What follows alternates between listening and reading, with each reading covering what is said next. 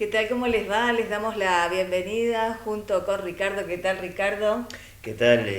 La verdad que es un placer saludar a toda la gente que está del otro lado, que siempre nos acompaña y bueno, y que nos hace llegar sus comentarios también de este programa. Así estamos en Detrás de la Historia por la pantalla de Canal 10, Aerocable Digital. Gracias por los mensajes, gracias por estar del otro lado en nuestras redes sociales, www.10tv.com.ar o también Pietro Media IDP, así nos encuentran en nuestro canal de YouTube y por allí van a poder repasar cada uno de los programas. Ricardo, bueno, venimos de contar diferentes historias desde detrás, como decíamos, desde el revisionismo y por supuesto hay muchas consultas y muchas preguntas de la gente con distintas características de nuestra Argentina o países limítrofes. De a poco vamos a ir llegando a cada uno, ¿no?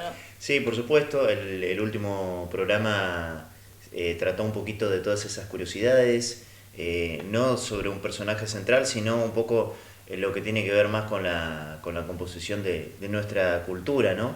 Así que me parece que también fue un tema súper interesante, espero que del otro lado lo hayan recibido bien, lo hayan disfrutado. Y si te parece hoy, vamos a hablar de una fecha que simboliza muchísimo para los argentinos, que es el 9 de julio. Así es, algo que bueno uno se pregunta muchas veces si es una fecha elegida, si es una fecha real, o por ejemplo la primera pregunta ya, Ricardo, desde el revisionismo, licenciado, ¿cómo se llegó al 9 de julio?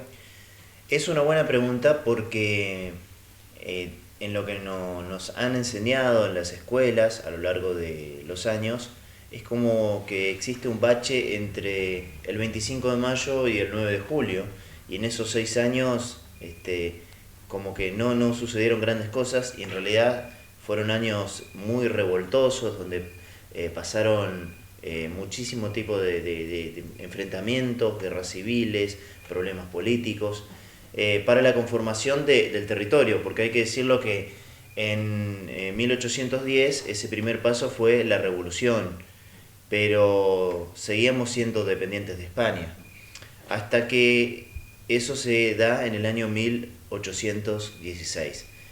Pero, ¿qué fue lo que desató, qué fue lo que desencadenó ese 9 de julio? Hay que decir que el antecedente principal fue la asamblea del año 13. En esa asamblea, en algún programa cuando hablamos de Artigas, mencionábamos de que era una asamblea que fue en la que se votó, por ejemplo, el himno nacional, en la que se aprueba la moneda, varios símbolos patrios, como la escarapela también, pero no hubo un acuerdo entre todos los diputados sobre la forma de gobierno. Y habíamos mencionado que los diputados de Artigas, que venían con la reforma agraria, con una idea de una Argentina más federal, no habían llegado porque los habían detenido, estaban presos. Entonces, esa votación como que fue bastante oscura. A partir de ahí empieza un nuevo gobierno, encabezado primero por Gervasio Posadas, con algunos casos de corrupción, y luego con Carlos María de Alvear, quien es uno de los grandes traidores de la Argentina. Y esto por ahí hay que decirlo porque no se conoce mucho de la historia de Alvear, que tenía una relación estrecha con San Martín, eran como enemigos íntimos. Ya cuando hablemos de San Martín vamos a contar por qué tenía esa relación tan estrecha. Pero Alvear, ese mismo Alvear que nosotros vemos en las calles, sí, en cualquier ciudad que haya una calle céntrica, y seguro que es Alvear, bueno, ese Alvear fue parte del directorio, y en 1815, en medio de una crisis política y de un intento de concentración del poder, resulta que se debilita ese directorio y queda como obsoleto todo lo que se venía trabajando hasta entonces. Tal es así que, ¿por qué se dice que Alvear es uno de los principales traidores de la Argentina? Eso se debe a que en algún momento, cuando estalla esa crisis política, Alvear decide irse a Brasil, se escapa, y en Brasil le escribe una carta a los ingleses diciéndole que esta tierra vería con buenos ojos ser parte de la colonia de la corona británica. Entonces, no solo que se entrega a Inglaterra, sino que además le cuenta todos los secretos militares, los armamentos, dónde estaban escondidos, todos. Así que es uno de los principales traidores de la historia argentina. Visto todo esto, en medio de crisis internas, de las acusaciones de traición, por ejemplo, a Artigas, de haber mandado a San Martín a que venga desde Cuyo a pelear con Artigas, y él mismo se había negado, por estas cosas que ya habíamos mencionado un poco, bueno, vemos que el clima en general en la Argentina era un clima muy oscuro.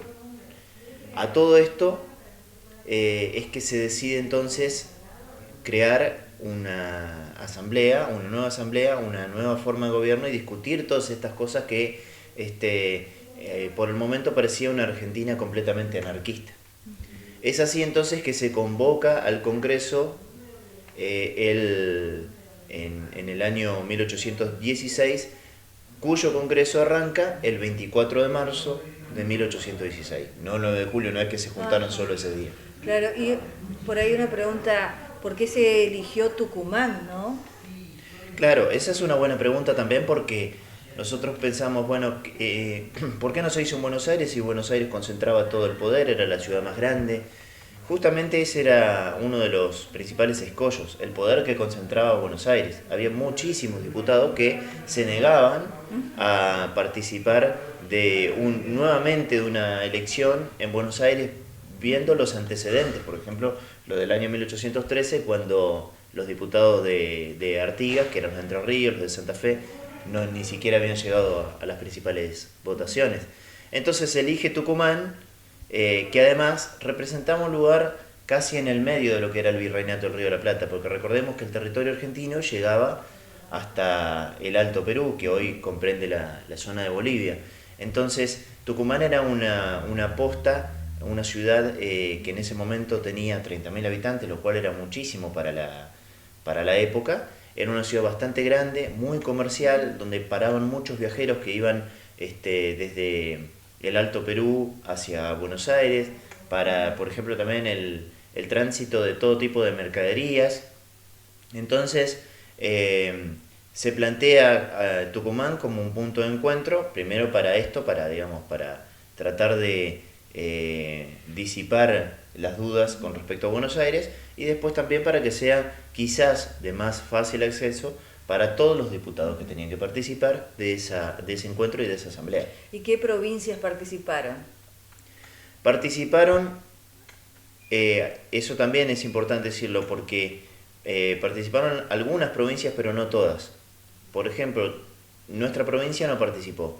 Así como nosotros hablábamos del congreso que se hizo el 29 de junio de 1815, el de la Liga de los Pueblos Libres, que es realmente el primer grito de libertad que se puede mencionar aquí en nuestro país, y se hizo en Concepción del Uruguay.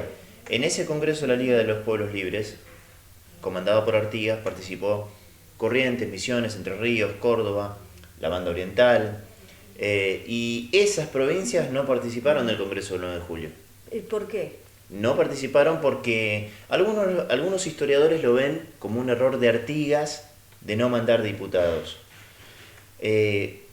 Otros dicen, bueno, Artigas es como dice el dicho, ¿no? El que se quema con leche ve la vaca y llora. Entonces, ¿qué es lo que pasa? Que Artigas, viendo lo que había pasado ya en 1813, cuando habían llevado preso a sus diputados, él no los envía, y además le escribe una carta a Medrano, que era el presidente provisional del Congreso del 9 de julio, donde le dice que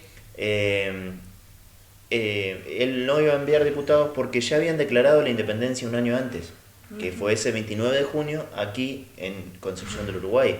Entonces, lo que él dice es, nuestra provincia, nuestra liga, ya se declaró independiente de España.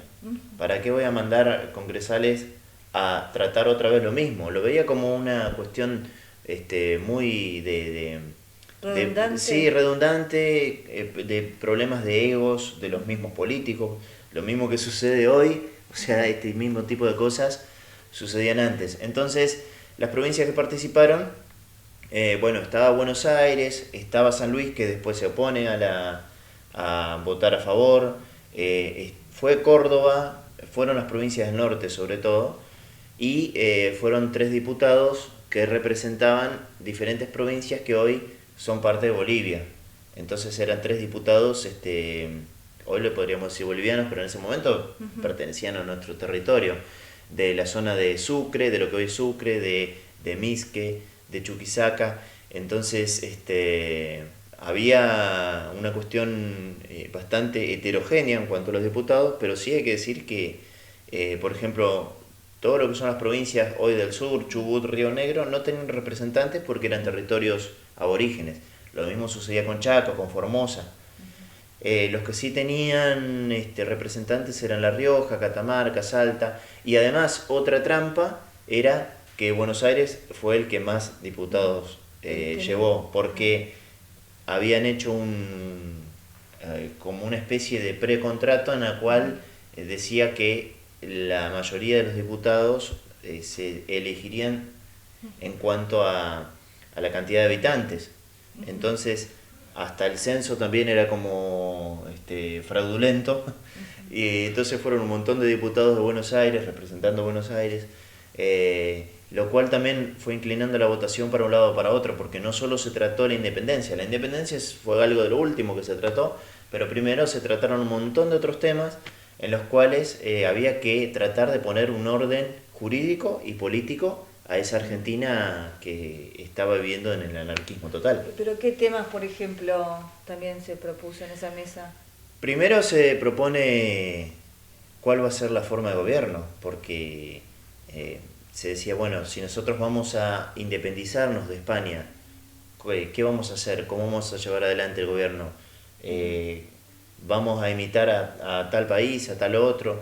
Entonces ahí se empiezan a tratar esos temas, por ejemplo, el tema de la abolición de la esclavitud, que llegó recién con Urquiza, el reconocimiento para los pueblos originarios también en cuanto a sus tierras. Entonces eran muchos temas que llevaron mucho tiempo. Por eso el Congreso arrancó un 24 de marzo y termina un 9 de julio, pero en realidad había que empezar de cero, casi empezar de cero. Entonces ahí juegan papeles fundamentales algunos personajes de la historia que son importantísimos. Ricardo, el interés estaba porque diputados que hoy son de Bolivia estuvieron presentes en este encuentro, ¿no? Pero ¿qué pasó para que se abra, por ejemplo, Bolivia? Mandaron a manera de apoyo a las provincias y no están de acuerdo con lo que se propone y se separaron, digamos. Se perdió mucha tierra que era del territorio argentino. Como pasó con Uruguay, como claro. Pasó con Paraguay también.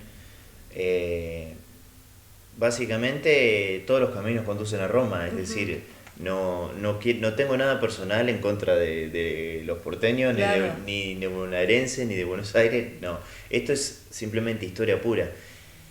En el caso puntual de Bolivia, lo que sucedió fue que en ese territorio, en todo lo que es el Alto Perú, que hoy es Bolivia, estaba siendo dominado por los españoles, que tenían un foco realista muy importante ahí. Entonces ellos avanzaban desde el norte para entrar a nuestro territorio, para volver a reconquistar Argentina, porque esto hay que decirlo, no es que se terminó todo ni el 25 de mayo de 1810 ni el 9 de julio de 1816. Entonces la guerra continuaba. Uno de esos grandes defensores era Güemes, como lo habíamos visto ya en otra ocasión, pero el principal escollo para la Unión Nacional siempre era Buenos Aires, porque privilegiaba sus intereses, sus negocios, su renta de aduana, y no enviaba dinero a las provincias.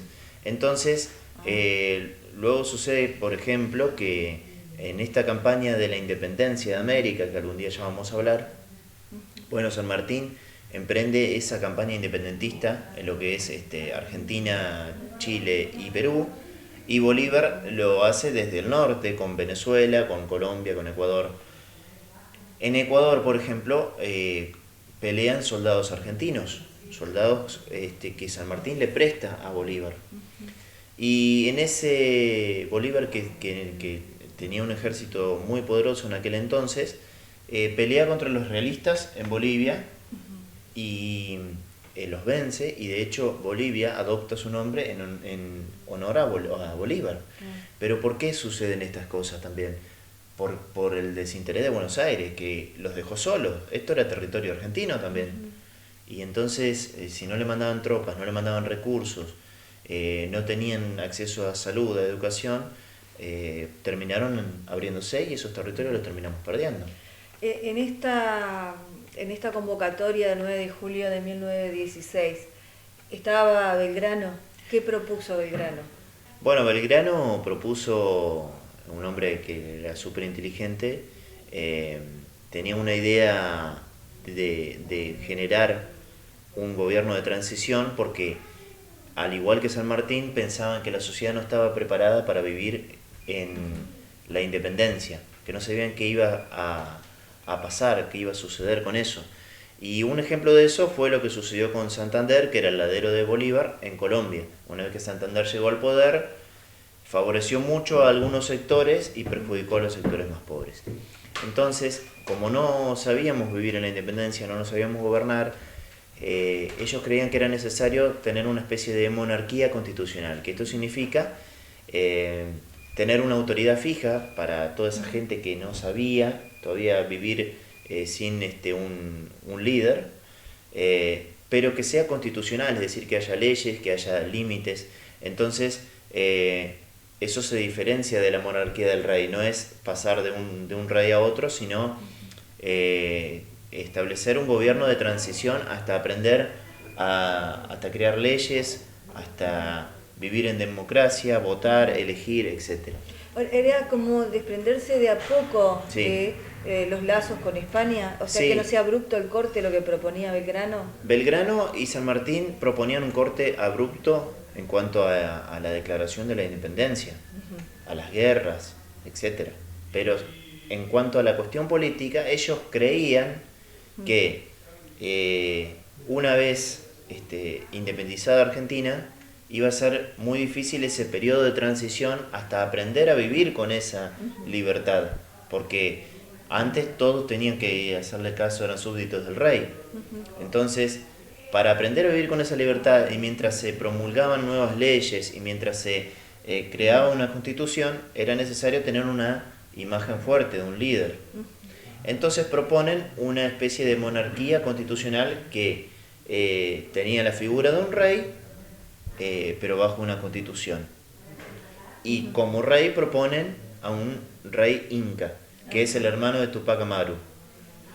Obviamente ellos lo proponen un poco con ironía, diciéndoles a todos estos diputados, los verdaderos dueños de la tierra son ellos. Entonces, ¿para qué vamos a rendirle pleitesía a un rey español cuando los dueños de la tierra son los pueblos originarios? Y también un poco de habilidad, de estrategia de parte de Belgrano, para ponerse de su lado a todos los pueblos originarios que formaron parte de esa lucha independentista. Porque esto también hay que decirlo, tanto los pueblos originarios como los afrodescendientes fueron fundamentales en cada una de las batallas que se libraron por la independencia. A veces no se los nombra, pero es importante recordarlos. Obviamente que esta propuesta generó un escándalo en el Congreso de Tucumán, que eran los señores de traje y de gorro frigio haciéndole caso a un rey inca, le pareció una locura. Pero también esto formaba parte un poquito de la personalidad de Belgrano y de esta cuestión irónica que siempre lo caracterizó. ¿Y San Martín participó el 9 de julio? San Martín no participó de ese congreso, pero sí envió diputados. Su principal referente era Godoy Cruz, que era el diputado de Mendoza. Y San Martín era uno de los personajes más efusivos con respecto a la independencia. Él quería que se declare la independencia, a toda costa. Tal es así que le escribe una carta a Godoy Cruz en donde le dice: ¿hasta cuándo vamos a esperar para declarar la independencia? Tenemos todo, tenemos moneda, tenemos bandera, tenemos himno, tenemos recursos, no necesitamos España, tenemos que declarar la independencia. Entonces, un poco que San Martín desde ese lado, desde Mendoza, fue una de las personas que más énfasis puso para que se apuren los trámites, porque estaban desde marzo y estábamos llegando a julio y todavía no había novedades, se hablaban otras cosas, se trataban otros temas, y lo más importante, que era lo primero que se tendría que haber tratado, era decir, bueno, somos libres, declaramos la independencia y de ahora en más, ¿qué hacemos? Y por una cuestión o por otra, porque había algunos diputados que también se sentían un poco españoles, entonces todas esas cosas hicieron que se demore la declaración de la independencia. Y bueno, finalmente, gracias a precisamente también a esa presión de San Martín, es que se fue acelerando el trámite. Y nosotros nos preguntamos, bueno, ¿y por qué San Martín estaba tan apurado? Porque recordemos que en enero de 1817 San Martín encara el primer cruce de los Andes. Entonces él necesitaba pasar, hacer ese cruce de los Andes como el general de un ejército de un país libre e independiente. Es también una cuestión política, es una cuestión de protagonismo. Es decir, fíjense que para encarar esa campaña libertadora, él necesitaba representar un país independiente. Entonces, por eso cuando él tuvo el acta de la independencia, una de las primeras cosas que hizo fue enviarla a Chile para que los realistas se enteren de que Argentina era independiente. ¿Qué pasó una vez labrada el acta? Sí, se elaboró el acta. Primero se elaboró un acta donde decía que las provincias unidas de América del Sur eran libres e independientes de España, de sus hijos, de la metrópoli. Pero después se le agrega y de toda dominación extranjera, porque en realidad no estábamos exentos de la posible invasión de los portugueses o de los ingleses. Cuando quedó el acta definitiva, se hicieron 3.000 copias para repartir en todo el país.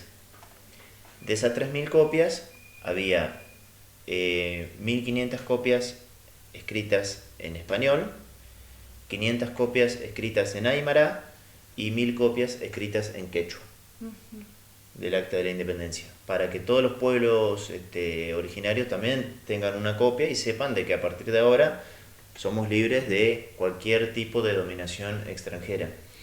El acta original fue enviado a Buenos Aires y fue robado en el camino. Menos mal que quedó un acta de copia en Tucumán, que es la que hoy está en los museos, pero el acta original fue robado, fue asaltado el correo. A ciencia cierta no se sabe si fue un ataque casual buscando otra cosa o si tuvo una intencionalidad de nuevamente bloquear ese camino hacia la independencia.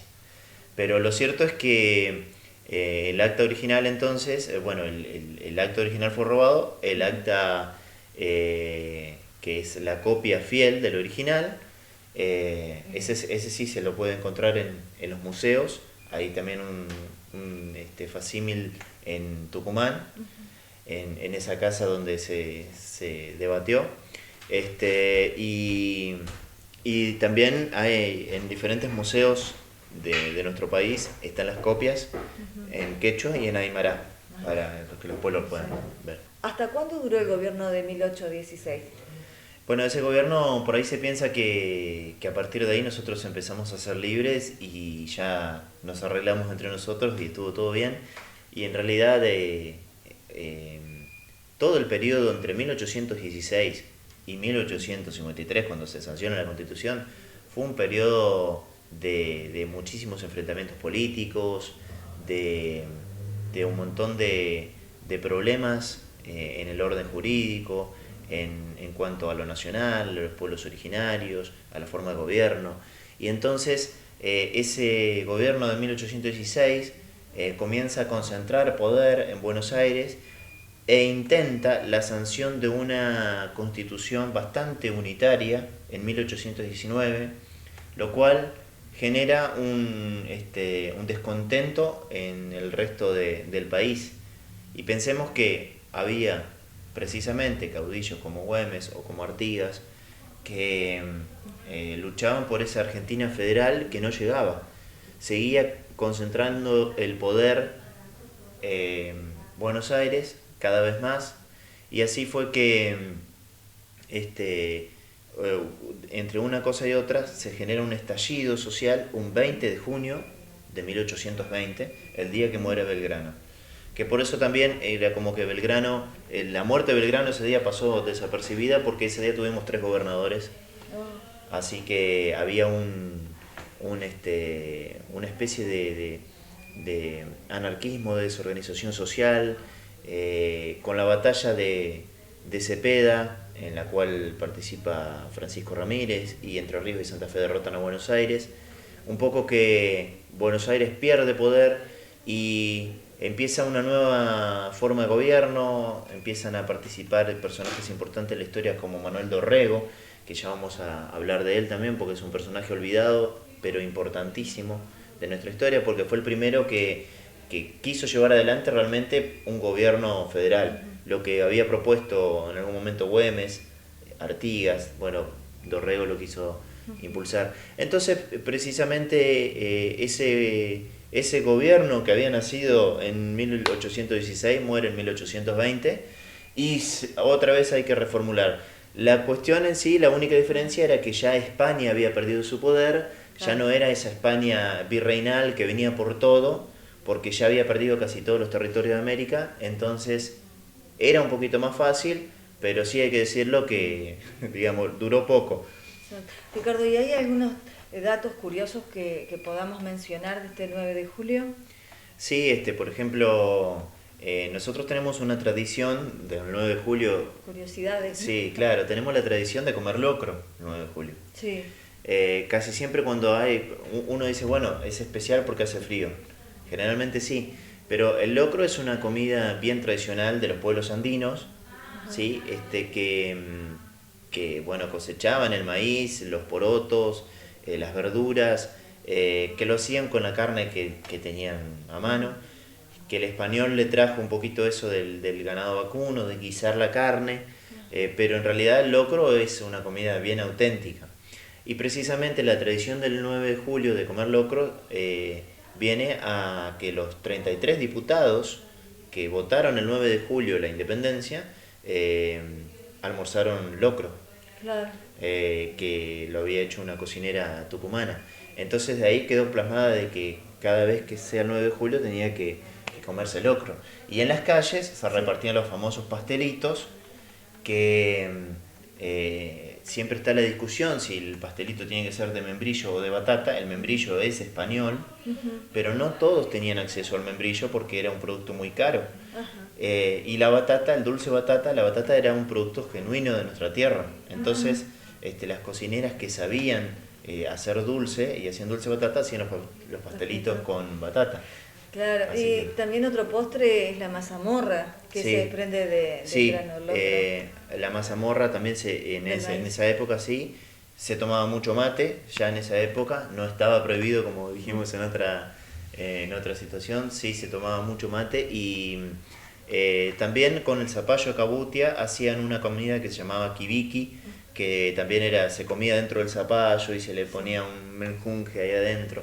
Así que eran un poco las comidas tradicionales de esa época. ¿Y la buceca viene después que empezamos a incorporarla? Sí, la buceca es un desprendimiento del locro, que toma elementos de otras regiones. Es como todo, que depende la región, uno va a un lado, va a otro, y bueno, entonces esto de agregarle el mondongo, la buceca y eso ya viene después, porque el locro original no tenía eso.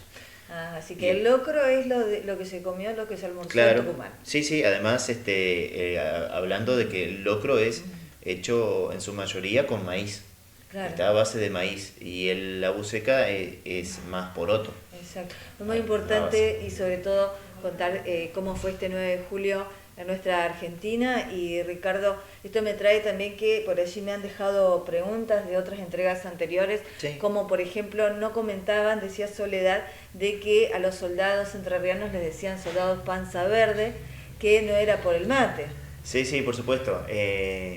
Lo que pasa es que en las emisiones uno va tratando de dosificar un poco la información porque es mucha, por ahí no queremos hacerlo tan largo, entonces pasa que yo digo, bueno, esto lo vamos a mencionar junto con todas estas cosas en otro programa. Lo de los panza verdes sí era por los trajes blancos que tenían y como se arrastraban en el suelo, quedaban verdes. Sí, que eran entonces, los soldados. Sí, eran los soldados digamos, de Entre Ríos y que les decían los tagüé. Los tagüé como el parador que está yendo a Buenos Aires, que es el parador del tagüé. Tagüé significa pelo duro. Y se les decía los tagüé precisamente porque, según la historia, con un poco de misticismo y demás, había como unos perdigones, unas balas de gomas que se tiraban que no le entraban a los soldados entrerrianos porque tenían mucha barba y tenían el pelo duro. Increíble. Entonces de ahí viene pelo duro. A los entrerrianos le decían los tagüé por pelo duro, que significa eso. Pero bueno, eso es igual como lo mencionábamos un poco atrás de cámara, de que alguna vez hablamos de Güemes y no hablamos de la mujer de Güemes. Exacto, es un saludo a Gastón que también estaba preguntando de eso. Sí, ya lo vamos a hacer. Ah, bien. Lo vamos a hacer porque también me parece importante rescatar el rol que tuvieron las mujeres en la historia argentina y se pueden hacer hasta 2 programas con eso porque hay mujeres importantísimas y ya lo vamos a hacer más adelante. Sí, Ricardo, y saludamos a Dora que pregunta, ¿es verdad que Entre Ríos fue república? Sí, por supuesto. ¿Eso va para otro programa? Claro, se podría recordar a Francisco Ramírez que murió un 10 de julio, precisamente, y fue el creador de la República de Entre Ríos, que duró entre 1820 hasta 1821, hasta la muerte de Francisco Ramírez. Esa fue la República de Entre Ríos. Después hubo una segunda etapa cuando Urquiza fue presidente, en donde fue presidente de la Confederación Argentina, después de la sanción de la Constitución, y Buenos Aires se abrió de esa presidencia, y durante 10 años se gobernó sin Buenos Aires. Y todo el país tenía como sede central y capital a Paraná. Así que bueno, son un montón de cosas y le agradecemos mucho también a la gente que nos manda y demás. Sí, lo guardamos por decir. Ricardo también decía que tocaron por arriba, pero sería interesante contar más sobre los próceres o aquellos que estaban involucrados en la historia argentina, que eran masones. Sí, también. También que hay varios templos en Entre Ríos, hubo varias reuniones. Y también algo importante que pasaba, que eran convocados hasta los actos patrios a estar presentes. Sí, también. Pero en todo lo que es la masonería, primero hay que dejar de lado aquel preconcepto que nos lleva a pensar como algo malo. En realidad no es que porque eran masones eran malos, o sea, esos vamos a descartarlo. Sí podemos decir que tenían una organización particular, mucho misticismo, mucho secreto, y tal es así que hay unos datos bastante curiosos con respecto a San Martín y Bolívar y la masonería que ya los vamos a estar desmenuzando en algún otro programa. Hasta aquí detrás de la historia de hoy, Ricardo, gracias. No, por favor, gracias a vos, Anita, al canal y a todas las personas que nos siguen, que nos mandan mensajes y que gustan del programa. Los invitamos a un próximo encuentro. Agradecemos a la dirección de Canal 10, Lisa y Daniel Pietroboni, Julieta, que está detrás de cámara también ayudando y en la producción. Nosotros los invitamos a otro encuentro de Detrás de la Historia. Hasta la próxima, gracias.